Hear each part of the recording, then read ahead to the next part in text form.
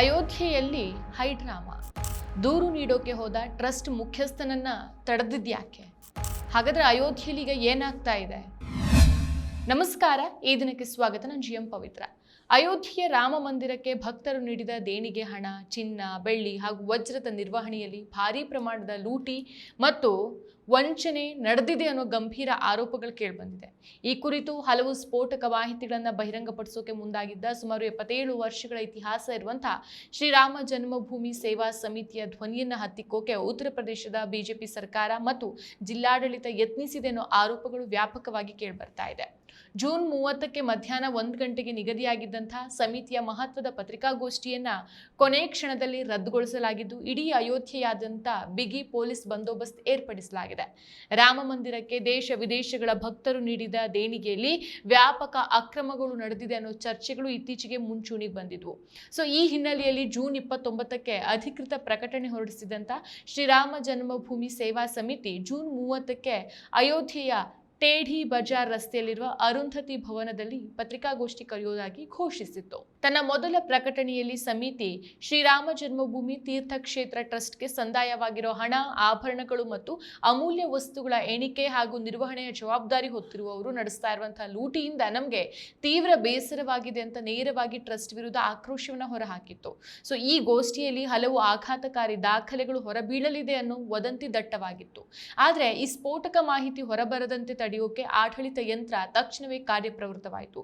ಇನ್ನು ಜಿಲ್ಲಾಡಳಿತ ಅರುಂಧತಿ ಭವನದಲ್ಲಿ ಕಾರ್ಯಕ್ರಮ ನಡೆಸೋಕೆ ಅನುಮತಿಯನ್ನ ನಿರಾಕರಿಸಿತು. ಸೊ ಇದರಿಂದ ಕಂಗಾಲಾದಂತಹ ಸಮಿತಿ ಸದಸ್ಯರು ಫೈಜಾಬಾದ್ನ ಶಾ ಎ ಅವಧ್ ಹೋಟೆಲ್ನಲ್ಲಿ ಪತ್ರಿಕಾಗೋಷ್ಠಿ ನಡೆಸೋಕೆ ಪರ್ಯಾಯ ವ್ಯವಸ್ಥೆ ಮಾಡ್ಕೊಳ್ಳೋಕೆ ಯತ್ನಿಸಿದ್ರು. ಆದರೆ ಅಲ್ಲೂ ಸಹ ಸ್ಥಳೀಯ ಆಡಳಿತದ ಒತ್ತಡದಿಂದಾಗಿ ಹೋಟೆಲ್ ಮಂಡಳಿ ಸ್ಥಳಾವಕಾಶ ನೀಡೋಕೆ ನಿರಾಕರಿಸಿತು.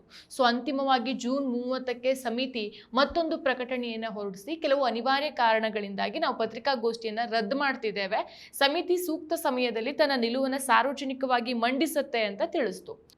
ಇನ್ನು ಪತ್ರಿಕಾಗೋಷ್ಠಿ ಕರೆಯಲಾಗಿದ್ದ ಟೇಢಿ ಬಜಾರ್ ಚೌರಸ್ತೆ ಸುತ್ತಮುತ್ತ ಭಾರೀ ಸಂಖ್ಯೆಯ ಪೊಲೀಸರನ್ನು ನಿಯೋಜಿಸಿ ಸರ್ಪಗಾವಲು ಹಾಕಲಾಗಿತ್ತು. ಈ ರಸ್ತೆ ರಾಮಪಥಕ್ಕೆ ಸಂಪರ್ಕ ಕಲ್ಪಿಸುವುದಲ್ಲದೆ ಇಲ್ಲಿಂದ ಕೇವಲ 2 ಕಿಲೋಮೀಟರ್ ದೂರದಲ್ಲಿ ರಾಮ ಮಂದಿರದ ಮುಖ್ಯ ದ್ವಾರ ಇದೆ. ಸೊ ಯಾವುದೇ ರೀತಿಯ ಸಭೆ ಅಥವಾ ಪ್ರತಿಭಟನೆ ನಡೆಯದಂತೆ ತಡೆಯೋಕೆ ರಾಮ ಜನ್ಮಭೂಮಿ ಪೊಲೀಸ್ ಠಾಣೆಯ ವ್ಯಾಪ್ತಿಯಲ್ಲಿ ಕಟ್ಟುನಿಟ್ಟಿನ ಭದ್ರತೆಯನ್ನು ಕಲ್ಪಿಸಲಾಗಿತ್ತು.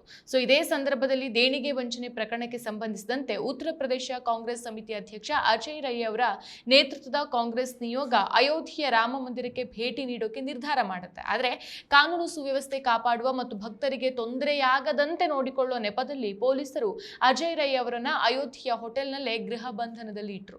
ಸೊ ಈ ರಾಜಕೀಯ ಉದ್ವಿಗ್ನತೆಯ ನಡುವೆಯೇ ಇತ್ತ ಸೇವಾ ಸಮಿತಿಯ ಧ್ವನಿಯನ್ನು ಅಡಗಿಸಲಾಗಿದೆ ಎಂಬ ಆರೋಪಗಳು ಕೇಳಿಬಂದಿದೆ.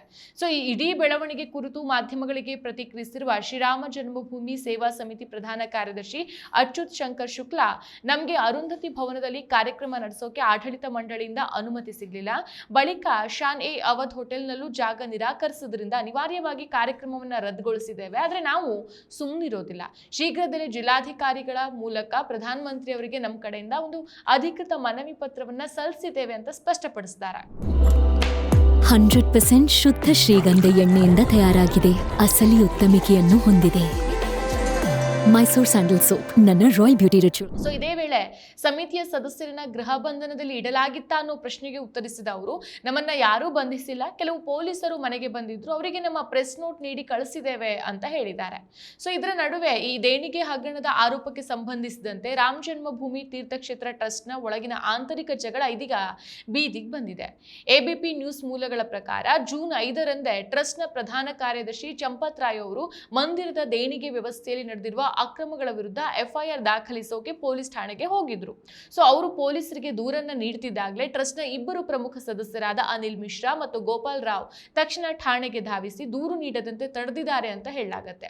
ಅಷ್ಟೇ ಅಲ್ಲ, ಚಂಪತ್ ರಾಯ್ ಅವರಿಗೆ ಫೋನ್ ಮೂಲಕ ಯಾರೋ ಒಬ್ಬ ಅನಾಮಧೇಯ ವ್ಯಕ್ತಿಯ ಜೊತೆಗೆ ಮಾತಾಡಿಸಿ ಆ ಫೋನ್ ಕರೆಯ ನಂತರ ಚಂಪತ್ ರಾಯ್ ಅವರು ದೂರು ನೀಡದೇನೆ ಅಲ್ಲಿಂದ ಹೊರಟು ಹೋಗಿದ್ದಾರೆ ಅನ್ನೋ ಸ್ಫೋಟಕ ಮಾಹಿತಿ ಹೊರಗೆ ಬಂದಿದೆ.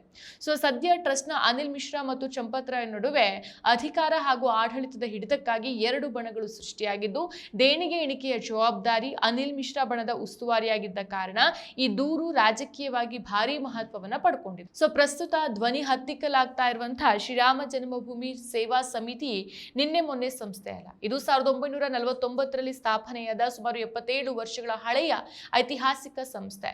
ಅಂದು ಫೈಜಾಬಾದ್ನ ಸಿಟಿ ಮ್ಯಾಜಿಸ್ಟ್ರೇಟ್ ಆಗಿದ್ದಂತ ಠಾಕೂರ್ ಗುರುದತ್ ಸಿಂಗ್ ಅವರು ಈ ಸಮಿತಿಯ ಅಧ್ಯಕ್ಷರಾಗಿದ್ರು. ಬಾಬ್ರಿ ಮಸೀದಿಯ ಒಳಗಿಂದ ರಾಮ್ಲಲ್ಲಾ ಮೂರ್ತಿಯನ್ನ ಹೊರತೆಗೆಯೋಕೆ ಅಂದು ಇವರು ನಿರಾಕರಿಸಿದ್ರು. ಅಂದಿನಿಂದ ಈ ಸಮಿತಿ ರಾಮನವಮಿ, ಪ್ರಕಟ್ಯೋತ್ಸವ ಮತ್ತು ದಸರಾ, ರಾಮಲೀಲಾ ಉತ್ಸವಗಳಂತಹ ಸಾಂಪ್ರದಾಯಿಕ ಧಾರ್ಮಿಕ ಕಾರ್ಯಕ್ರಮಗಳನ್ನ ಅಯೋಧ್ಯೆಯಲ್ಲಿ ಸತತವಾಗಿ ಆಯೋಜಿಸ್ತಾ ಬಂದಿತ್ತು. ಆದರೆ ಕೇಂದ್ರ ಸರ್ಕಾರ ಶ್ರೀರಾಮ ಜನ್ಮಭೂಮಿ ತೀರ್ಥ ಕ್ಷೇತ್ರ ಟ್ರಸ್ಟ್ ರಚಿಸಿ ಇಡೀ ಮಂದಿರದ ಆಡಳಿತವನ್ನ ತನ್ನ ವಶಕ್ಕೆ ಪಡೆದ ನಂತರ ಹಳೆಯ ಸಮಿತಿಯ ಸಾಂಪ್ರದಾಯಿಕ ಕಾರ್ಯಕ್ರಮಗಳನ್ನ ಸಂಪೂರ್ಣವಾಗಿ ನಿಲ್ಲಿಸಲಾಯಿತು.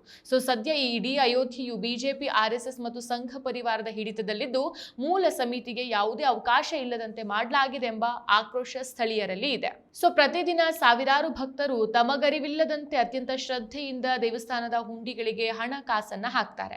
ಸೊ ಆ ಹಣ ದೇವರಿಗೆ ತಲುಪ್ತು ಅಂತ ಅವ್ರು ನಂಬಿರ್ತಾರೆ. ಆದ್ರೆ ಆ ಹುಂಡಿಯ ಹಿಂದಿನ ಪ್ರಪಂಚ ಭಕ್ತರಿಗೆ ಕಾಣಿಸೋದೇ ಇಲ್ಲ. ಹುಂಡಿಗೆ ಬಿದ್ದ ಹಣವನ್ನ ದೇವಸ್ಥಾನದ ಸಿಬ್ಬಂದಿ, ಬ್ಯಾಂಕ್ ಅಧಿಕಾರಿಗಳು, ಆಡಿಟರ್ಗಳು ಮತ್ತು CCTV ಕ್ಯಾಮೆರಾಗಳ ಕಣ್ಗಾವಲಿನಲ್ಲಿ ಅತ್ಯಂತ ವ್ಯವಸ್ಥಿತವಾಗಿ ಎಣಿಕೆ ಮಾಡಿ ಬ್ಯಾಂಕ್ಗೆ ಜಮೆ ಮಾಡಲಾಗತ್ತೆ.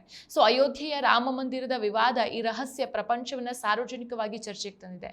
ಕೇವಲ ಅಯೋಧ್ಯೆಯಷ್ಟೇ ಅಲ್ಲ, ಭಾರತದ ಪ್ರಸಿದ್ಧ ಧಾರ್ಮಿಕ ಕ್ಷೇತ್ರಗಳಾದ ತಿರುಪತಿ, ಪುರಿ ಜಗನ್ನಾಥ, ವೈಷ್ಣೋದೇವಿ, ಸಿದ್ಧಿವಿನಾಯಕ ಮತ್ತು ಕಾಶಿ ವಿಶ್ವನಾಥ ದೇವಾಲಯಗಳಿಗೆ ಪ್ರತಿ ವರ್ಷ ನೂರಾರು ಕೋಟಿ ರೂಪಾಯಿ ಹಣ ಹಾಗೂ ಟನ್ ಗಟ್ಟಲೆ ಚಿನ್ನ, ಬೆಳ್ಳಿ, ವಜ್ರದ ಆಭರಣಗಳು ದೇಣಿಗೆಯಾಗಿ ಬರುತ್ತೆ.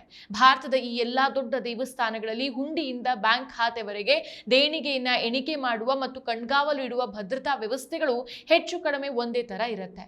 ಆದ್ರೆ ಅಯೋಧ್ಯೆಯ ರಾಮ ಮಂದಿರದ ಇತ್ತೀಚಿನ ಅಕ್ರಮಗಳ ಆರೋಪಗಳು ಈ ಕಟ್ಟುನಿಟ್ಟಿನ ವ್ಯವಸ್ಥೆಯ ಮೇಲೇನೆ ದೊಡ್ಡ ಪ್ರಶ್ನೆಯನ್ನ ಎಬ್ಬಿಸಿದೆ. ಸೊ ರಾಮ ಮಂದಿರದ ದೇಣಿಗೆ ಹಗರಣದ ಆರೋಪಗಳು ಪ್ರಸ್ತುತ ಉತ್ತರ ಪ್ರದೇಶದ ಯೋಗಿ ಆದಿತ್ಯನಾಥ್ ಸರ್ಕಾರ ಮತ್ತು RSS ನಾಯಕತ್ವಕ್ಕೆ ರಾಷ್ಟ್ರ ಮಟ್ಟದಲ್ಲಿ ಭಾರಿ ಮುಜುಗರವನ್ನು ಉಂಟು ಮಾಡಿದೆ. ಈಗಾಗಲೇ ಪ್ರತಿಪಕ್ಷಗಳಾದಂತಹ ಕಾಂಗ್ರೆಸ್ ಮತ್ತು ಸಮಾಜವಾದಿ ಪಕ್ಷಗಳು ಇದನ್ನ ಪ್ರಮುಖ ರಾಜಕೀಯ ಅಸ್ತ್ರವಾಗಿ ಬಳಸಿಕೊಳ್ತಾ ಇದೆ. ಇಂತಹ ಸಂದರ್ಭದಲ್ಲಿ 1949ರಿಂದಾನು ಮಂದಿರ ಚಳವಳಿಯ ಇತಿಹಾಸ ಹೊಂದಿರುವಂತಹ ಹಳೆಯ ಮತ್ತು ಗೌರವಾನ್ವಿತ ಸಮಿತಿಯೊಂದು ಬಹಿರಂಗವಾಗಿ ಲೂಟಿಯ ಆರೋಪ ಮಾಡಿ ಪತ್ರಿಕಾಗೋಷ್ಠಿ ನಡೆಸಿದ್ರೆ ಅದು ಆಡಳಿತಾರೂಢ ಬಿಜೆಪಿಗೆ ಮತ್ತಷ್ಟು ರಾಜಕೀಯ ಹಿನ್ನಡೆಯನ್ನ ತರಬಹುದು ಅನ್ನೋ ಆತಂಕ ಸರ್ಕಾರಕ್ಕಿದೆ. ಸೊ ಹೀಗಾಗಿನೇ ಅಯೋಧ್ಯೆಯಲ್ಲಿ ಯಾವುದೇ ರೀತಿಯ ಪ್ರತಿಭಟನೆ ಅಥವಾ ಭಿನ್ನಮತದ ಧ್ವನಿಗಳು ಮಾಧ್ಯಮಗಳ ಮೂಲಕ ದೇಶಕ್ಕೆ ತಲುಪಬಾರದು ಅಂತ ಇಡೀ ಆಡಳಿತ ಯಂತ್ರವನ್ನ ಬಳಸಿ ಪತ್ರಿಕಾಗೋಷ್ಠಿಯನ್ನು ಹತ್ತಿಕ್ಕಲಾಗಿದೆ ಎಂಬ ಗಂಭೀರ ಆರೋಪಗಳು ಸದ್ಯ ಸಾಮಾಜಿಕ ಜಾಲತಾಣಗಳಲ್ಲಿ ಚರ್ಚೆ ಆಗ್ತಾ ಇದೆ. ಮತ್ತಷ್ಟು ವಿಶೇಷ ವಿಡಿಯೋಗಳನ್ನು ನೋಡಲು ಮತ್ತು ಹೊಸ ವಿಡಿಯೋಗಳ ಬಗ್ಗೆ ತಿಳಿಯಲು ಈ ದಿನ .com ಯೂಟ್ಯೂಬ್ ಚಾನೆಲ್ ಸಬ್ಸ್ಕ್ರೈಬ್ ಮಾಡಿ ಮತ್ತು ಬೆಲ್ ಐಕಾನ್ ಕ್ಲಿಕ್ ಮಾಡಿ.